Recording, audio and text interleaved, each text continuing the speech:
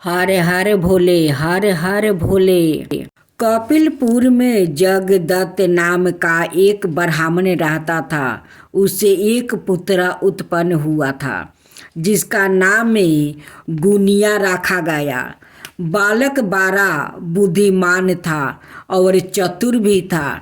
8 बरस की छोटी सी आयु में ही उसने बहुत सी विद्याएं सीख लिया था, परंतु वो कुकर्मों में पड़कर अपने धर्म और कर्म से भटक गया था। वो जुआरू खेल कूद में वो संघन और गाने बजाने वालों का साथ बन गया। उसने बहुत जल्दी ही अपने पिता की कमाई लुटा दिया।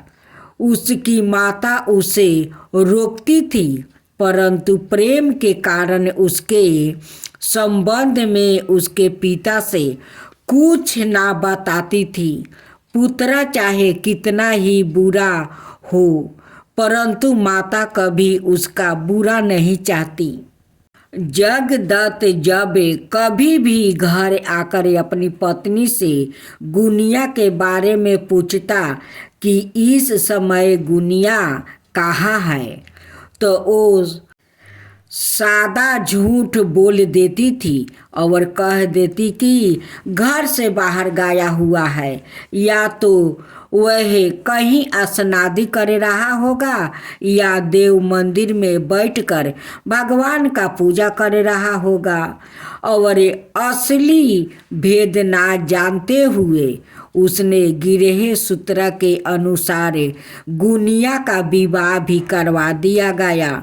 विवाह हो जाने के पश्चात जगदत्त की पत्नी सादा पुत्र को समझाती कि तुम्हारे पिता बड़े महात्मा है, जब उनको तुम्हारे बारे में मालूम होगा तो इसके लिए तुम्हें और मुझे दोनों को दंड देगा। तुम्हारा कुल बड़ा पवित्र है, फिर तुम यह बुरे काम क्यों करते हो बेटा? मेरे बच्चे, तुम्हारा कल्याण इस बुरे कर्मों के छोड़ देने में ही है। परंतु गुनिया पर माँ के समझाने का कुछ भी प्रभाव नहीं पड़ता। एक दिन उसने पिता की अंगूठी चोरा कर किसी जुआरू को दे दिया। जब जगदत्त ने उस जुआरू से पूछा कि यह अंगूठी उसके हाथ में कैसे आई है, तो जुआरू ने जगदत्त से कहा कि उसने उनकी अंगूठी नहीं चोराई है। जगदत्त ने जुआरू की बात सुनकर कहा, सुनो लाला, यह अंगूठी मेरी है और मुझे राजा के यहाँ से मिला है।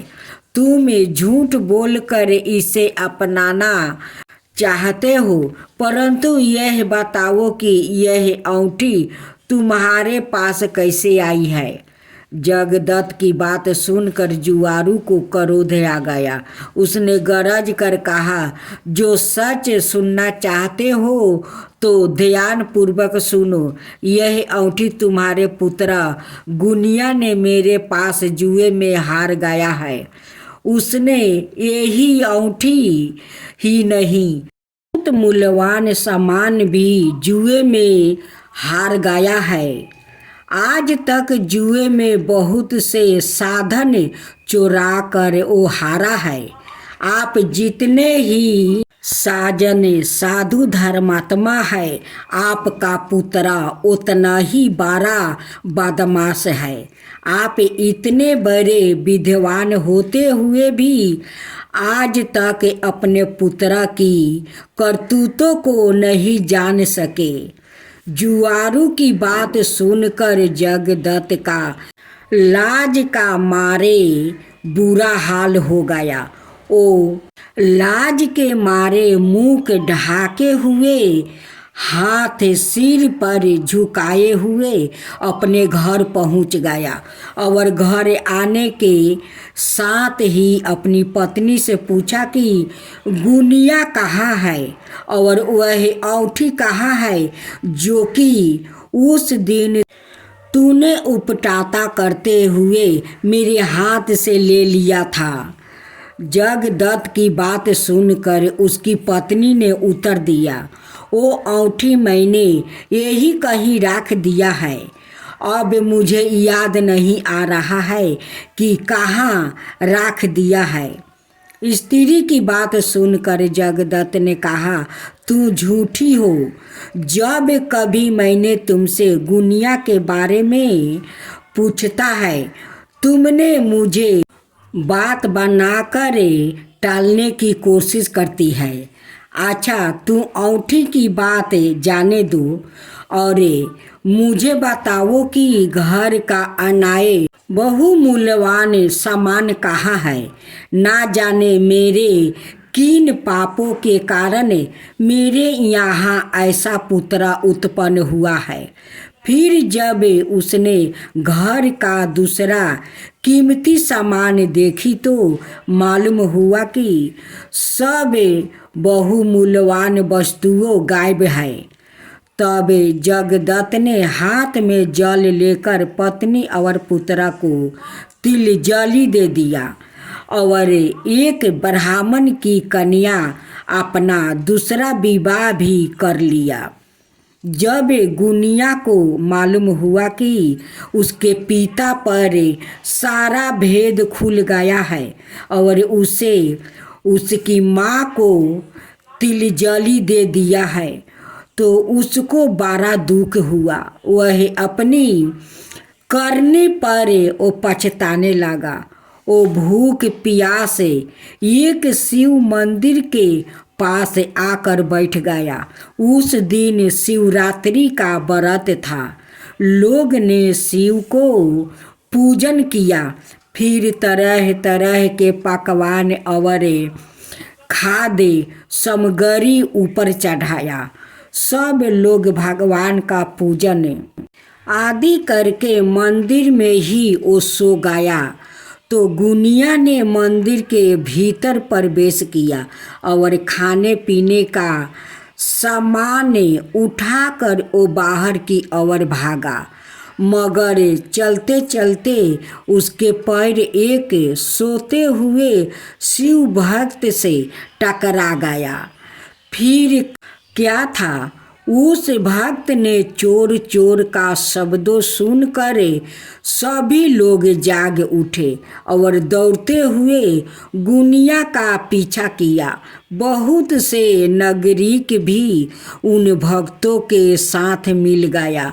अंत में उन लोगों ने दौड़ते हुए गुनिया को पकड़ लिया और सबने मिलकर उसको ऐसा मारा कि वो मर गया। उसके मरने के साथ ही यमदूत ने आकर उसे घेर लिया और निर्दयता पूर्वक उसे मारने लगा।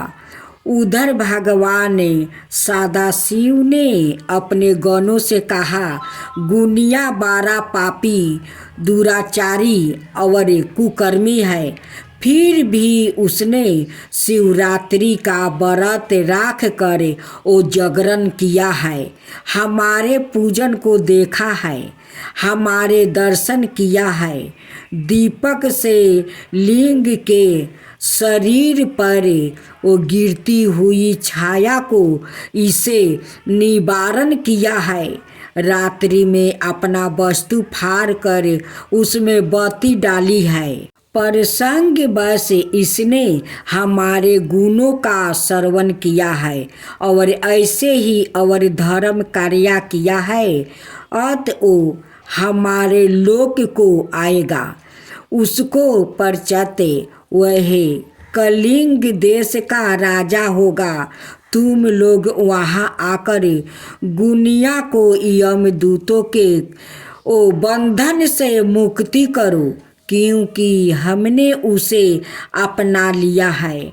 अतएव भगवान श्री सदाशिव की आज्ञा पाकर विमान पर बैठकर शूलधारी उसके पदर्श भी घटना स्थल पर आ पहुँचा और बोला, यमराज के गणों, तुम अब इस परम धर्मात्मा ब्राह्मण को छोड़ दो, क्योंकि अब इसमें कोई पाप शेष नहीं रहा।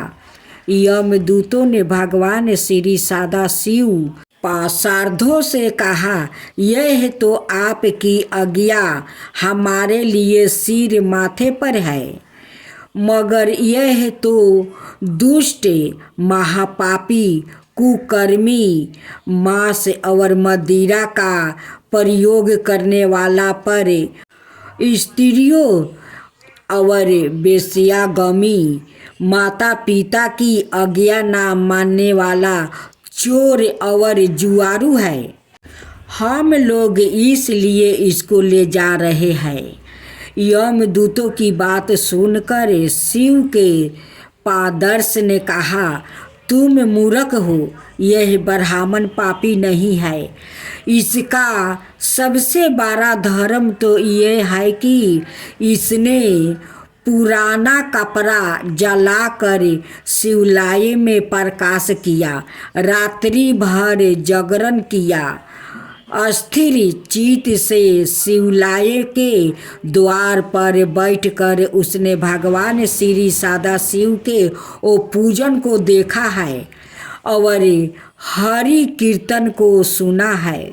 इसलिए भगवान श्री सदाशिव की इच्छा अनुसार यह राजा बन जाएगा। और इस प्रकार कहने के पश्चात भगवान श्री सदाशिव के पार्षद गुनिया को अपने साथ ले गया।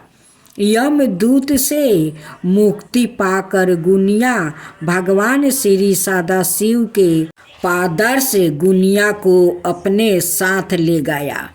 यमदूतों से मुक्ति पाकर गुनिया भगवान श्री सदाशिव के पार्षद के साथ विमान पर चढ़कर शिवलोक को गया।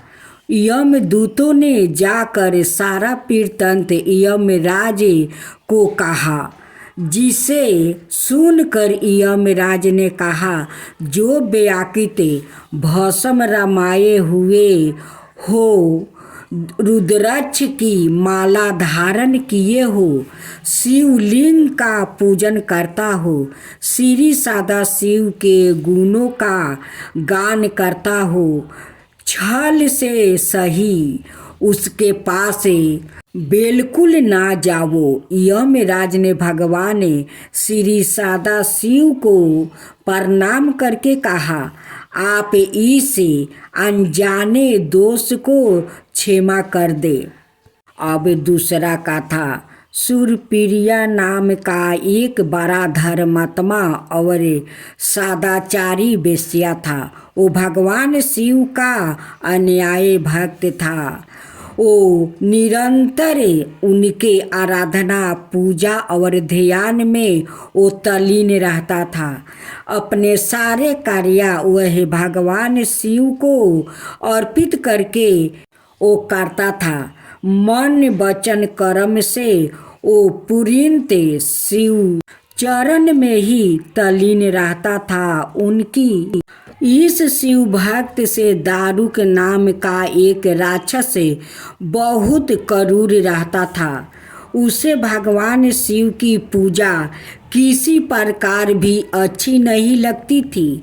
वो निरंतर इस बात का प्रयत्न किया करता था कि उसे सूर्यप्रिया की पूजा अर्चना में विघ्न कैसे पहुँचाए। एक बार सूर्यप्रिया नौका पर सवार होकर कहीं जा रहा था। उस दुष्ट राक्षस दारुक ने यह उपयोगित अवसर देखकर उस नौका पर आक्रमण कर दिया। उसने नौका में सवार सभी यात्रियों को पकड़कर अपनी राजधानी में ले जाकर वो कैद कर दिया। सुरपिरिया कारागार में भी अपने नृत्य नियमों के अनुसार भगवान शिव की वो पूजा आराधना करने लगा। अनाए बंदी स्त्रियों को भी वो शिव भक्त की प्रेरणा देने लगा। दारुक ने जब अपने सेवक से सुरपिरिया के विषय में यह समाचार सुना तब वह अत्यंत क्रोध होकर उस कारागार में वो आ पहुंची। सुरपिरिया उस समय भगवान शिव के चरणों में ध्यान लगाए हुए दोनों आंखें बंद किए बैठा था। उस राक्षस ने उसकी यह मुद्रा देखकर अत्यंत भीषण सवार में उसे डांटते हुए कहा, अरे दुष्ट वेश्या, तू आंखें बंद कर इस समय यहाँ कौन से उपद्र और षड्यंत्रों करने की वो बातें सोच रहा है। उसके यह कहने पर भी धर्मात्मा शिव भक्त सुरपिरिया वेश्या की समाधि भंग नहीं हुआ। अब तो वो दारुक नाम का महाभयानक राक्षस क्रोध से एकदम बावला हो उठा। उसने तत्काल अपने अनुचर राक्षसों को सुरपिरिया वेश्या और अनाए सभी बंदियों को वो मार डालने का आदेश दे दिया। सुरपिरिया उसके इस आदेश से जरा भी विचलित और भयभीत नहीं हुआ। वो एक निष्ठा भाव और एक गहरा मन से अपनी और अनाए बंदियों की मुक्ति के लिए भगवान शिव को वो पुकारने लगा। उसे यह पूर्ण विश्वास था कि मेरी आराधना भगवान शिव जी इस विपत्ति से मुझे अवश्य ही छुटकारा दिलाएंगे। उसकी प्रार्थना सुनकर भगवान शंकर जी तत्क्षण उस कारागार में एक ऊंचे स्थान में एक चमकते हुए सिंहासन पर स्थित होकर ज्योतिर्लिंग के रूप में वो प्रकट हो गए। उन्होंने इस प्रकार सुरपिरिया को दर्शन देकर उसे अपना पशुपत अस्त्र भी प्रदान किया। उस अस्त्र से राक्षस दारुक और उसके सहायकों का वध करके सुरपिरिया शिव धाम को चला गया। भगवान शिव के आदेश अनुसार ही उस शिवलिंग का नाम नागेश्वर पड़ा। बोलो नागेश्वर भगवान की जय, शिव शंकर की जय, भोलेनाथ की जय। हरे हरे बम बम भोले, हरे हरे बम बम भोले।